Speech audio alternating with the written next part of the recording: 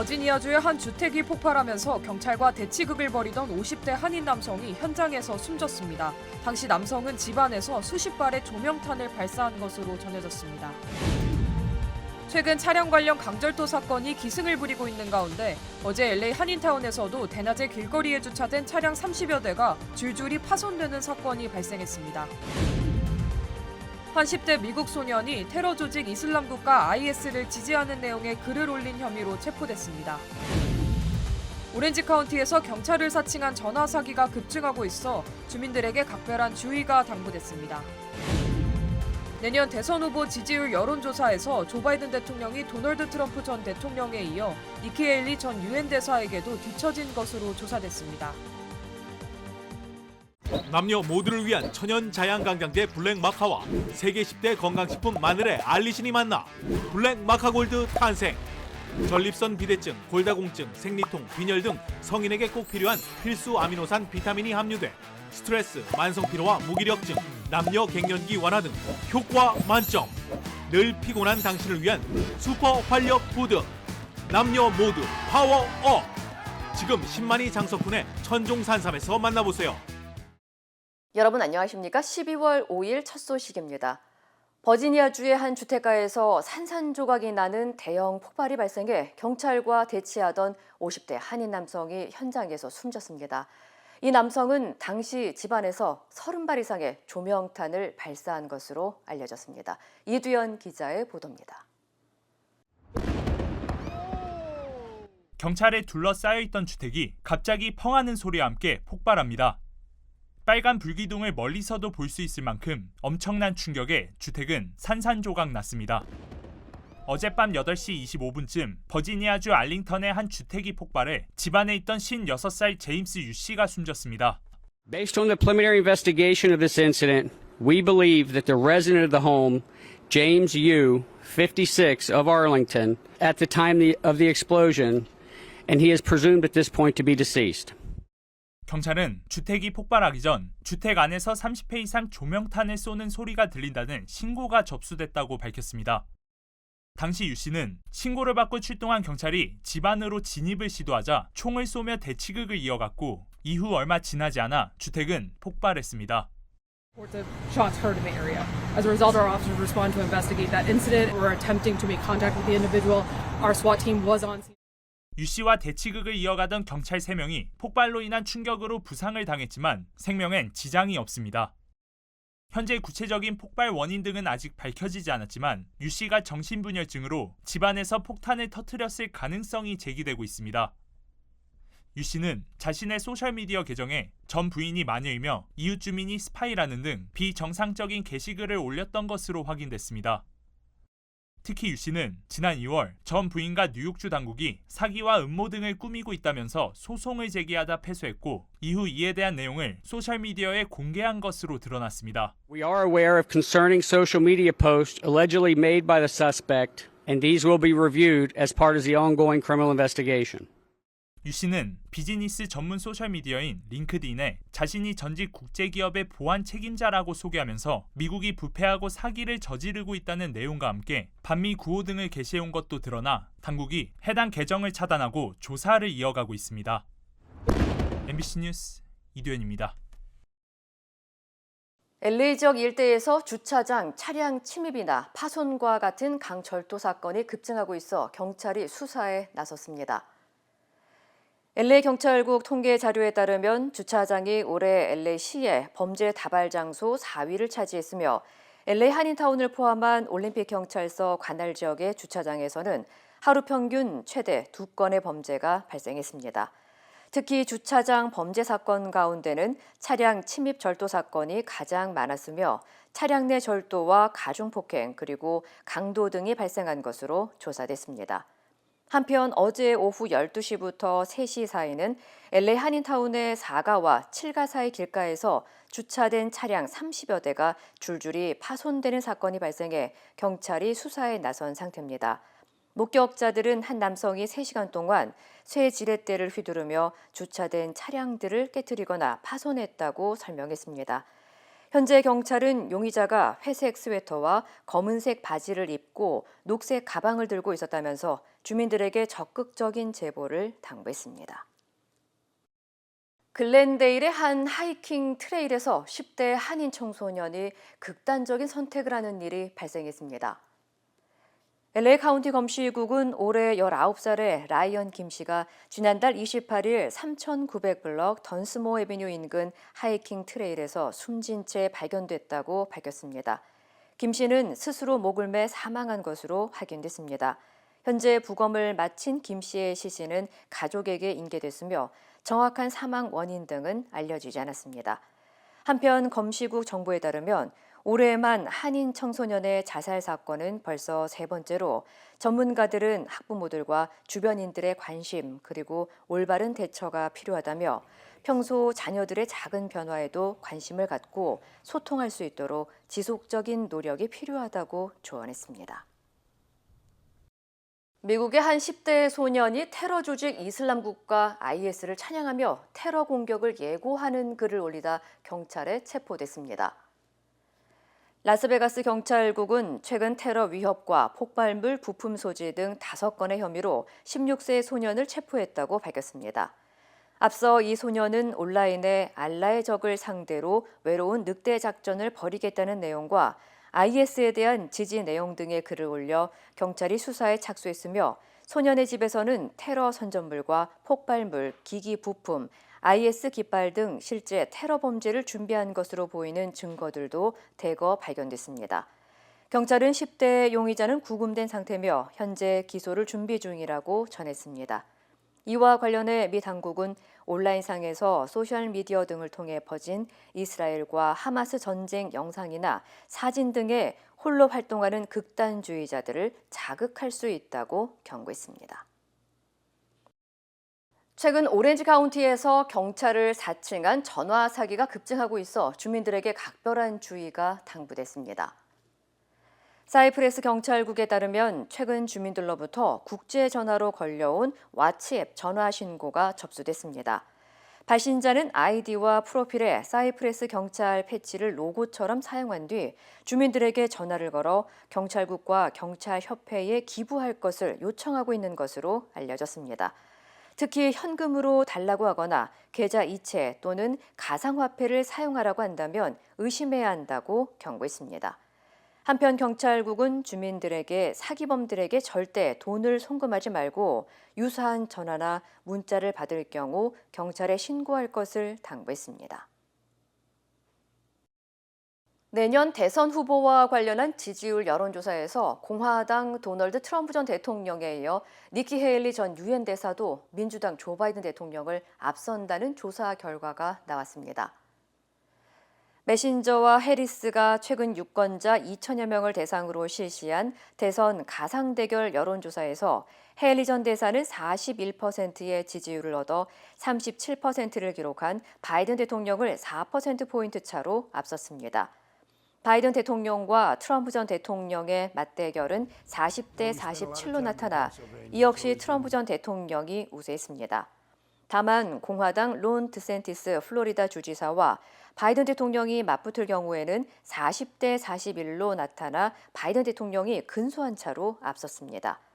한편 공화당의 대선 후보 경선 조사에서는 1순위 선호 후보로 트럼프 전 대통령이 68%의 지지율을 얻어 압도적인 우위를 보였고 이어 디센티스 주지사가 8%, 헤일리 전 대사가 7%의 지지율을 보였습니다.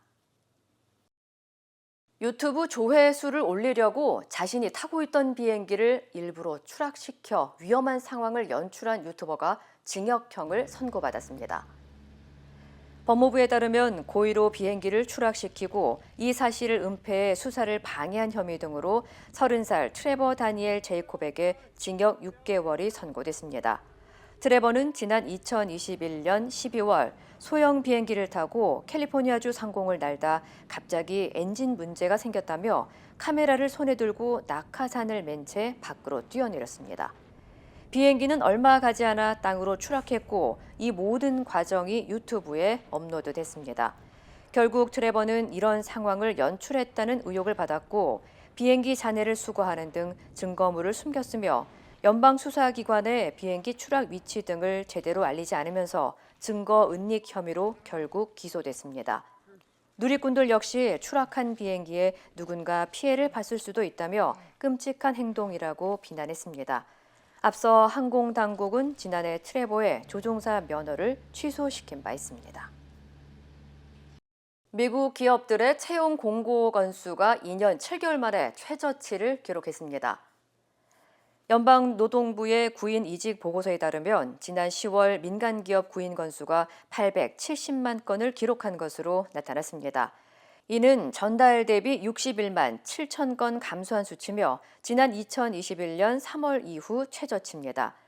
일자리가 감소한 주요 업종별로는 보건의료와 사회복지 부문에서 23만 6천 건이 줄어들었고 금융과 보험에서 16만 8천 건이 감소한 것으로 조사됐습니다.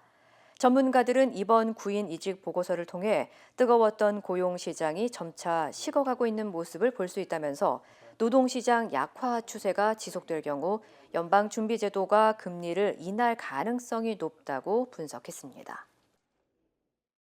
연방 하원이 최근 전 세계에서 급증하고 있는 반유대주의를 규탄하는 결의안을 통과시켰습니다. 연방 하원은 이스라엘과 하마스 전쟁 이후 미국과 전 세계에서 반유대주의가 급격하게 증가하고 이를 비난하는 내용의 결의안을 찬성 311표, 반대 14표, 기권 92표로 승인했습니다. 반면 일부 민주당 의원들은 이번 결의안에 대해 내용이 너무 일반적이며 이스라엘에 대한 비판도 반유대주의로 정의될 수 있다고 지적했습니다. 이와 별도로 2명의 민주당 하원 의원들은 이번 주 하마스 측에 이스라엘 여성들에 대한 성폭력과 강간을 비난하는 내용의 결의안을 제출할 계획이라고 밝혔습니다. 미국에서는 우크라이나 지원 예산안 처리가 미뤄지고 있고 유럽에서도 무기 지원 대우에서 이탈하는 국가들이 생기고 있습니다. 우크라이나는 지원이 끊기면 전쟁에 질 수밖에 없다며 연방의회에 지원 예산을 서둘러 처리해달라고 읍소하고 나섰습니다. 뉴욕에서 강나림 특파원입니다. 우크라이나 대표단이 자국 군사 지원 방안이 포함된 바이든 행정부의 예산안을 처리해달라고 미국 의회를 향해 호소했습니다. 안드리 예르마크 우크라이나 대통령 비서실장은 현지 시간 5일 미국 워싱턴 DC의 싱크탱크 연설에서 미국의 예산 지원이 없다면 우크라이나 국민의 생존도 어려워질 것이라고 말했습니다. 앞서 열린 EU 외무장관 회의에 우크라이나의 우방국이었던 헝가리와 폴란드, 라트비아는 불참했고 슬로바키아에서도 지원 철회 기조가 나오는 등 우크라이나 지원 국가들 사이에서 이탈 조짐이 이어지는 상황. 우크라이나는 미국 의회 지원이 연기되면 패전 가능성이 커진다며 조속한 예산안 처리를 촉구했습니다. Ukraine has been fighting for its freedom for 649 days. Now we are facing a war of attrition again. 백악관은 지난 10월 이스라엘에 143억 달러, 우크라이나에 614억 달러 군사 지원 등을 묶은 1,050억 달러, 우리 돈 137조 원 규모의 안보 예산안을 의회에 제출했습니다. 백악관은 우크라이나에 무기와 장비를 지원할 재원이 연말에 바닥날 거라며 의회의 예산 승인을 촉구하고 있습니다. We have made very clear at every level of this administration that Congress needs to act to fund security assistance to Ukraine, to fund economic assistance to Ukraine. 미국 의회는 오늘 이 예산안을 표결에 붙일 예정이지만 야당인 공화당이 동의하지 않으면 부결될 가능성이 큽니다. 뉴욕에서 MBC 뉴스 강나림입니다. 연방정부가 팔레스타인 주민을 공격한 이스라엘 극단주의 세력 수십 명에 대해 미국 입국을 금지하는 제재를 내렸습니다. 전쟁 이후 미국이 이스라엘 국민을 상대로 내린 첫 제재입니다. 워싱턴에서 왕종명 특파원입니다. 미국 국무부가 요르단강 서안 지구에 사는 팔레스타인 주민에게 폭력을 행사한 이스라엘인에게 미국 입국을 금지하는 제재를 발표했습니다. 대상은 수십 명 정도이고 기존에 가지고 있던 미국 비자도 즉시 취소될 예정입니다. 이번 전쟁이 터진 이후 미국이 이스라엘 국민을 상대로 제재에 나선 건 처음입니다. This includes acts of violence against persons or property, as well as undue restrictions on civilians' access to essential services and basic necessities. 전장으로 변한 가자 지구가 아닌 팔레스타인 주민의 또 다른 정착촌 서안 지구에 들어와 있는 이스라엘인 중 일부 극단 세력이 그동안 팔레스타인 주민에게 폭력을 행사해 온 게 비판의 대상이었습니다. 특히 이번 전쟁 이후 폭력 사건의 발생 빈도가 늘자 미국 정부가 처벌 성격의 행정 제재를 통해 경고의 메시지를 던진 겁니다.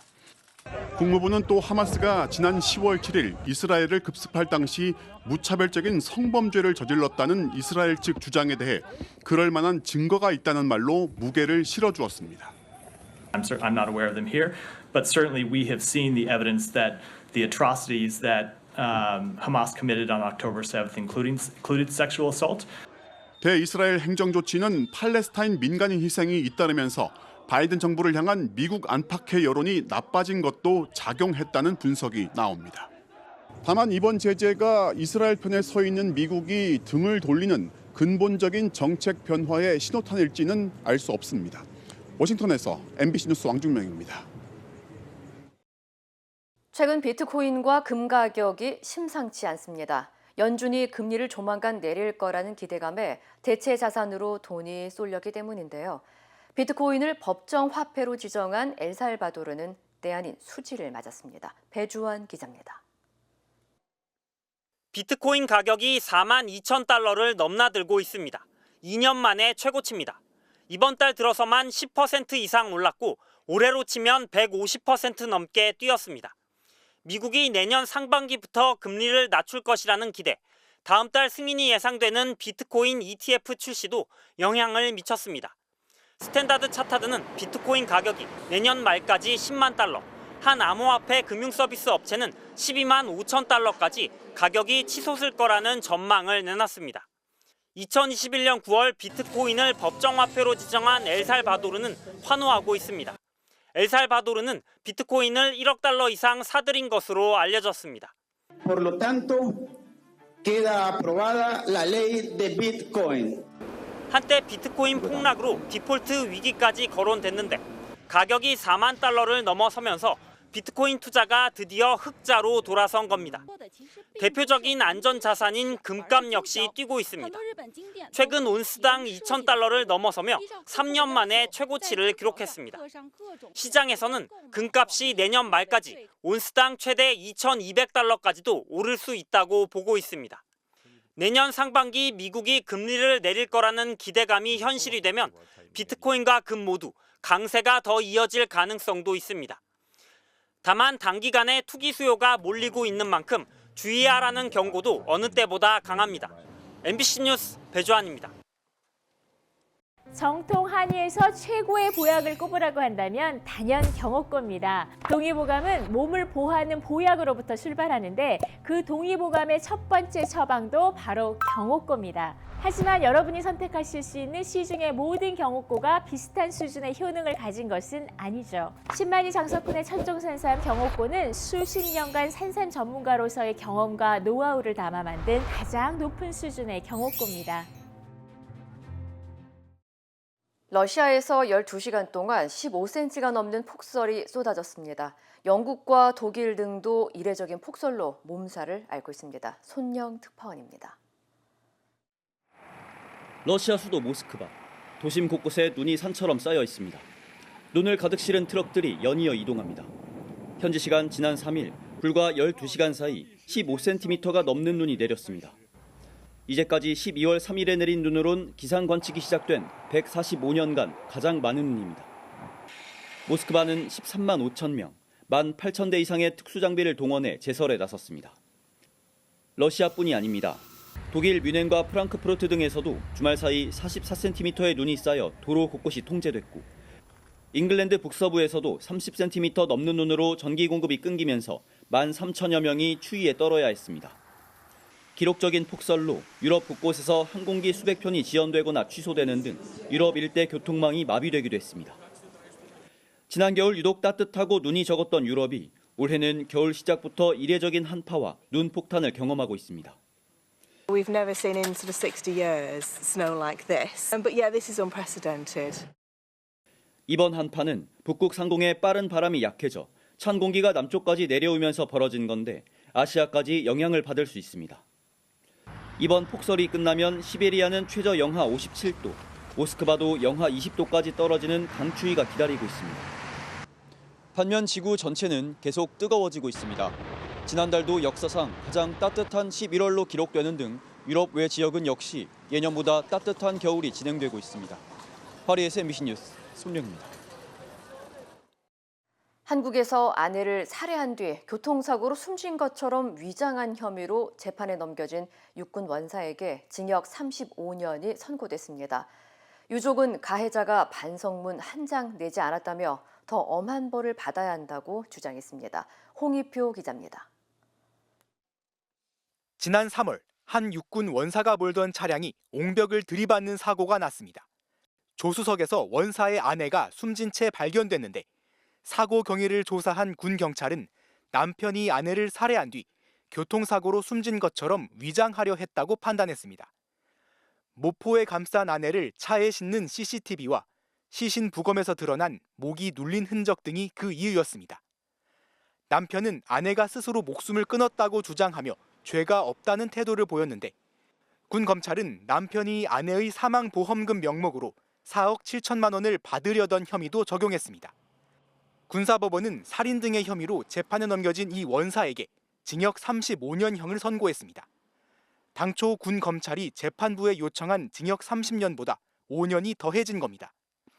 재판부는 피해자가 극단적 선택을 할 만한 징후나 동기가 없고 목을 맨 흔적도 없다며 아내를 살해하지 않았다는 원사 측의 주장은 수용하기 어렵다고 밝혔습니다. 이어 범행에 대한 참회나 반성 등의 감정은 찾아보기 어렵다며 장기간 사회로부터 격리해 엄중한 책임을 묻지 않을 수 없다고 강조했습니다. 본인이 불리한 부분에 대해서는 기억이 나지 않는다는 진술로 일관했습니다. 죄질을 상당히 안 좋게 보고 계셨던 것으로 파악이 되고요. 피해자의 유족은 가해자인 남편이 재판 기간 동안 반성하는 기색조차 없었다며 더욱 엄한 벌이 내려져야 한다고 호소했습니다. 그 사람이 의도한 대로 교통사고로 처리가 됐다라 한다면 사망보험금으로 아무렇지 않게 살아갔을 거란 말이에요. 자기 잘못을 정말 아무것도 인정을 안 하고 있는 상태여서 반성문 자체도 없었고요. 군 검찰은 피해자 측과 논의한 뒤 항소 여부를 검토할 계획입니다. MBC 뉴스 홍희표입니다. 대법원장 인사청문회에서 조희대 후보자가 보수적이라는 평가를 의식한 듯 중립을 강조하며 답변을 이어갔습니다. 검찰 수사권을 견제하는 방안에 대해서는 소신을 드러내기도 했습니다. 손구민 기자입니다. 조희대 대법원장 후보자는 사법권 독립과 공정한 재판을 위해 최선을 다하겠다는 각오를 밝혔습니다. 부당한 영향을 받지 않고 법과 양심에 따라 독립하여 재판할 수 있는 토대를 마련해 주어야 할. 보수적이라는 평가를 의식한 듯 중립을 여러 차례 강조했습니다.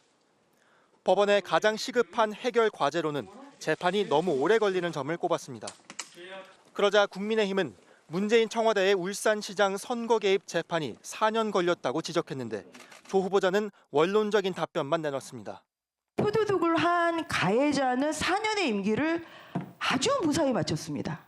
일반론으로서는 누누이 말씀드리지만은 지연돼서는 안 된다는 생각을 가지고 그래서 있습니다. 재판 일정을 신속히 잡고 인력을 충원하는 등 대책을 검토하겠다고도 덧붙였습니다.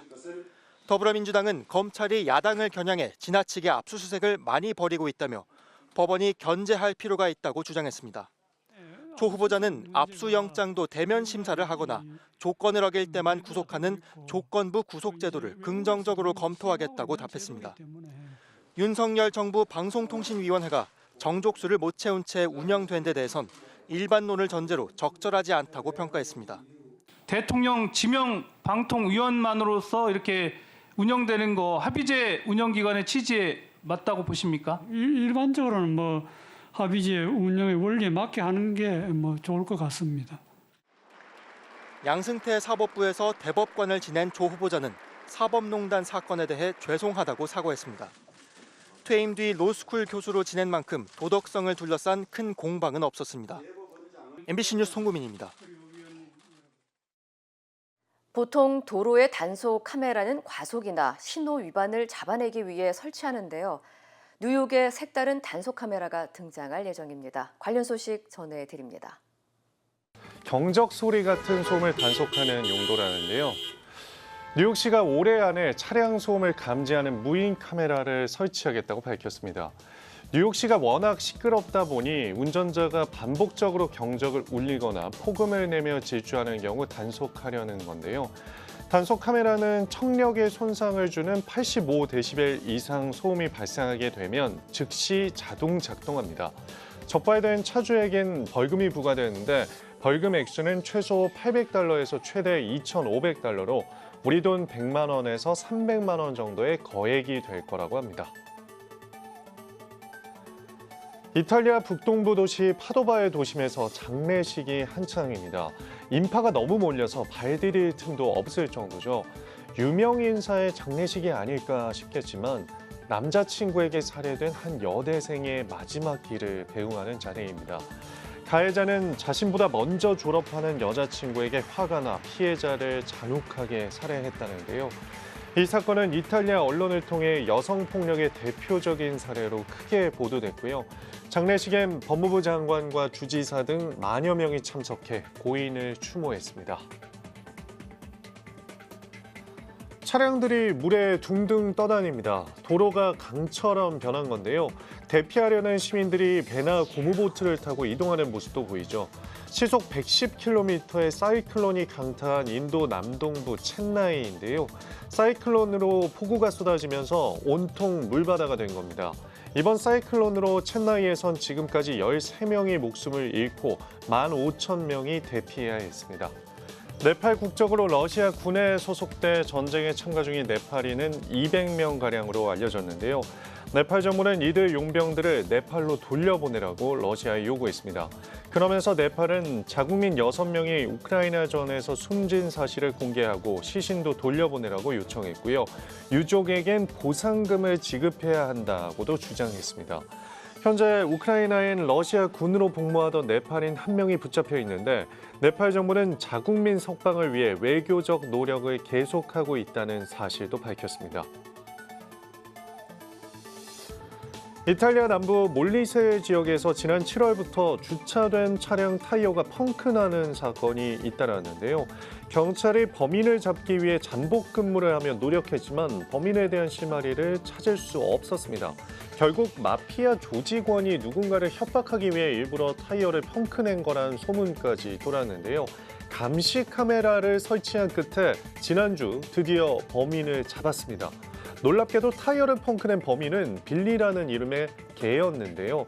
감시 카메라엔 빌리가 차량 여러 대의 타이어를 물어뜯는 장면이 고스란히 녹화됐습니다. 수의사들은 빌리가 치아 통증을 해소하기 위해 타이어를 뜯었을 거라고 설명했습니다. 버스가 크게 파손된 채 나무 쪽으로 기울어져 있습니다. 태국 남부에서 주행 중이던 2층 버스가 나무를 들이받은 건데요. 14명이 숨지고 32명이 다쳤습니다. 사고의 원인은 정확히 밝혀지지 않았는데 경찰은 운전자가 필요한 상황에서 운전을 해 사고를 냈을 것으로 보고 있습니다. 이 시각 세계였습니다. 인터넷과 SNS에서 화제가 된 소식들 알아보는 투데이 와글와글입니다. 얼마 전 지하철 안에서 학생들이 바닥에 들어앉거나 드러누워 화장을 하고 사진을 찍으며 노는 영상이 논란을 일으켰는데요. 이번엔 지하철역 에스컬레이터를 점령한 한 남성의 영상이 온라인을 뜨겁게 달궜습니다. 한 남성이 에스컬레이터 손잡이 벨트 위에 위태롭게 서서 내려가더니 사람들을 가로막으며 바닥으로 휙 착지합니다. 황당하기 짝이 없는 이 모습은 그제 경기도 수원역에서 목격됐는데요. 영상을 올린 누리꾼은 남성이 에스컬레이터 손잡이를 밟고 내려가다 점프해서 착지했다며 이어폰으로 노래를 들으며 심취한 듯 발레를 하더라고 설명했습니다. 영상을 보면 당시 에스컬레이터와 주변은 사람들로 가득한데요. 안 그래도 최근 에스컬레이터 역주행 사고 때문에 안전에 더욱 예민한 상황인데 민폐도 이런 민폐가 없습니다. 누리꾼들은 에스컬레이터가 고장나는 거 아닌가, 주변 사람들까지 위험해 보인다. 손잡이에 왜 올라가냐, 손잡이 잡기도 더럽다며 개념 없는 남성의 행동에 분노했습니다. 무인 아이스크림 가게 안 키오스크 앞에 한 아이가 서 있는데요. 주변 쓰레기통에 버려진 영수증을 집어들더니 집회 투입 후에 우겨넣기 시작합니다. 한 자영업자 커뮤니티에 올라온 영상인데요. 아이가 아이스크림을 훔쳐먹고는 돈 대신 종이를 넣는 장면이 찍힌 겁니다. 업주는 아이가 이미 20분 전에 아이스크림 하나를 훔쳐갔는데 다시 와서는 집회 투입 후에 종이를 집어넣었다면서 이 아이가 4번이나 왔다 갔다 하는 게 CCTV에 찍혔다고 밝혔습니다. 업주는 아이스크림 훔쳐가는 것보다 기계가 고장날까 걱정돼 덜덜 떨었다며 무인 가게를 열고 나서 흰머리가 난다고 토로했는데요. 누리꾼들은 바늘도둑이 소도둑된다. 도대체 부모가 어떤 교육을 한 거냐며 혀를 찾고 일부는 아이들이라도 절도를 하면 입고에 그 사진이라도 붙을 수 있게 법을 바꿔야 한다고 주장했습니다. 바다에서 상어와 마주친다. 상상만으로도 끔찍한 상황인데요. 상어 전문가로 알려진 미국의 한 다이버가 상어를 마주쳤을 때의 생존법으로 도망치지 말 것을 주장해 화제를 모으고 있습니다. 새파란 바닷속에 나타난 검은 물체. 이게 뭐죠? 정면에서 다가오는 건 바로 상어인데요. 그런데 지켜보던 다이버 도망치기는커녕 상어 앞으로 손을 내밉니다. 그러고는 상어 얼굴에 손을 얹더니 옆으로 쓱 밀어버리는데요.